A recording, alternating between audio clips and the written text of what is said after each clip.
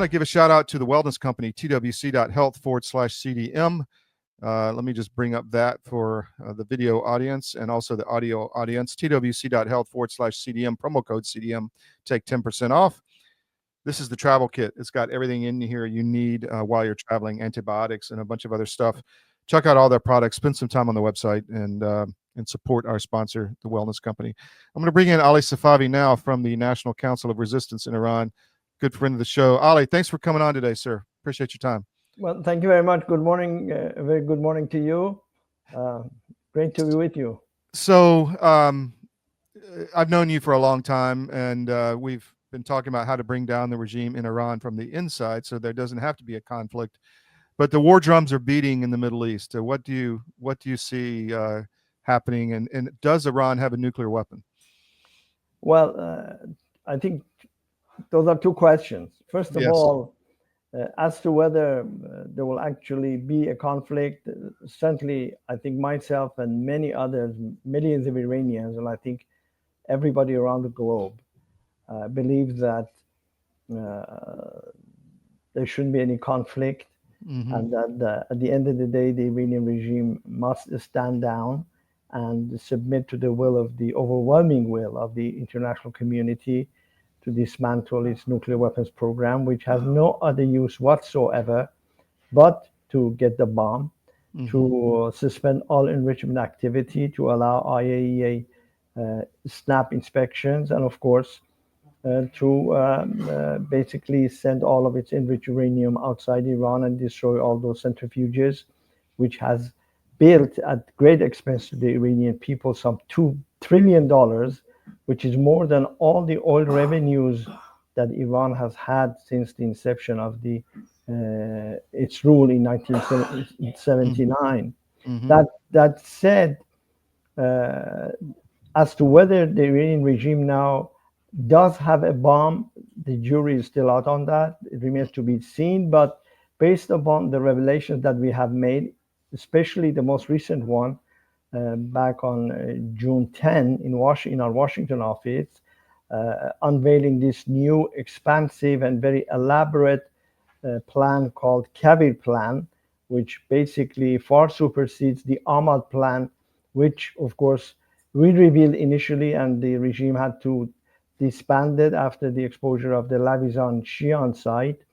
It causes tremendous concern and urgency. As I'm sure you noted, the IAEA's May 31st comprehensive report basically said that the regime was in violation of its NPT obligations. And so with that, and with the adoption of the resolution this morning by the Board of Governors, 19 votes in favor, I think there should no longer be any hesitation on the part of the EU3 and the United States to refer the Iranian nuclear dossier to the UN Security Council to place it under Chapter 7 of the UN Charter.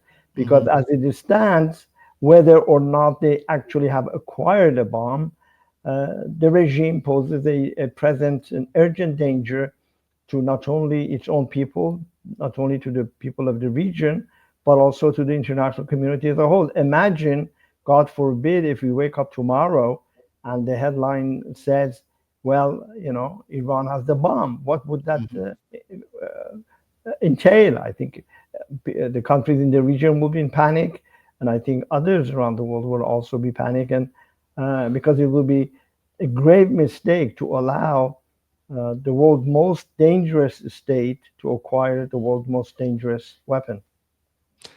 Let me ask you, there's been a concerted effort over the years that I've known you in England and in Europe and in the US media to demonize your organization. And there hasn't been a lot of help from the US government. In fact, there's been the opposite of help with the MEK and the NCRI and their efforts to take down the Iranians.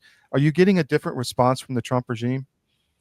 Well, I think, quite frankly, that after, as you said, the long and very arduous and expensive years of campaign on our part, especially in the legal field, to challenge the politically motivated designation of our movement by the US, the UK, and the European Union, all as part of a goodwill gesture to the Iranian regime, I think there's a recognition now that the NCRI and the MEK are a force to be reckoned with.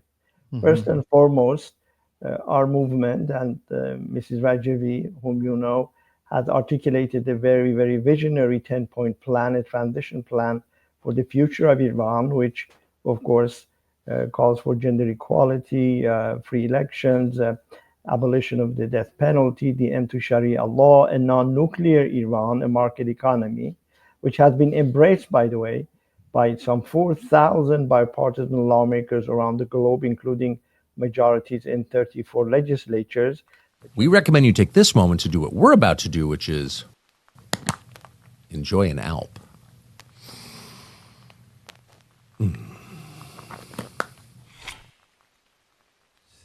Your government doesn't care about you. That's why you need a medical emergency kit. It contains life-saving medications like ivermectin, Z-Pak, and antibiotics. Stock them before they block them.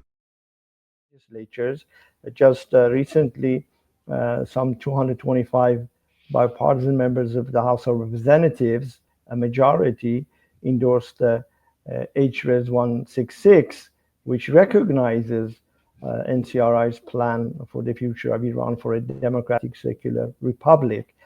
Naturally, the attitude of the West toward our movement has been by and large affected by a very elaborate and sophisticated campaign of disinformation by the Iranian regime. Hmm. I think when you add to that the propensity and the willingness on the part of Western governments to do business with Iran, naturally they have adhered to the demands of the regime, which has been to crack down on its main opposition, the existential threat, which of course are the NCRI and the MEK. But I think, quite frankly, uh, things are beginning to change. As Abe Lincoln said once, you can fool all of the people some of the time, some of the people all the time, but you cannot fool all of the people all the time. And so people are beginning to realize that there's no hope in this regime. For a long time, as I'm sure you know, the West invested on somehow moderating the behavior of this regime, whether it was through concessions, whether it was through cracking down on its opposition. But as the old saying goes, a leopard will never change spots. And I think, quite frankly, that the American nuclear negotiators now, after going back and forth, I think in 5 sessions, the sixth one supposedly coming up this Sunday, have Hmm. recognized that this regime is a master of denial and deception and procrastination, and they're not going to give up the nuclear weapons program. For them, nuclear program is a life insurance policy. It's like a Sure. shield, Sure. not only to exert their hegemony on regional countries, but also uh, help them survive against their most uh, existential and immediate threat, which is the Iranian people and the Iranian opposition. Very interesting. Is there anything else you want to get out to the public, Ali? Well, I think one thing that needs to be said, really, and this is something that you talk about, the legacy media Hmm. has been ignored, is this recent spate of uh, executions in Iran. Hmm. Since the so-called moderate president uh, Pezeshkian took office in August, there have been no fewer than 1,339 executions in Iran, which is a staggering number. Just in the month Yes. of June, 47 were hanged. Since the beginning of 2025, 367 have been hanged. That comes to about four every uh, um, 1 every 4 hours. And that Yeah. goes to show that for the regime, the most serious threat, the most serious danger are the people of Iran themselves. And they have talked about that.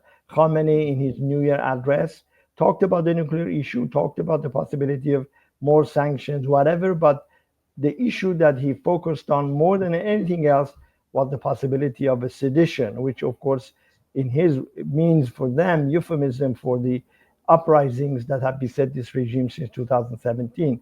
So I think the legacy media ought to address this issue of executions in Iran. I think rhetoric is good, verbal condemnation is good, but action must be taken, which is why Mrs. Rajavi has called on the international community not only to address the nuclear program, but also Iran's egregious human rights dossier and hold the regime leaders, including Khamenei, before an international tribunal for 40 years of crime against humanity and genocide against the Iranian people. Ali Safavi, thank you very much for your time. I appreciate you coming on short notice after this news was breaking yesterday. Thank you very much. Thank you very much for the opportunity, and looking forward to seeing you again soon. And Yes. keep up the good work. Thank you very much.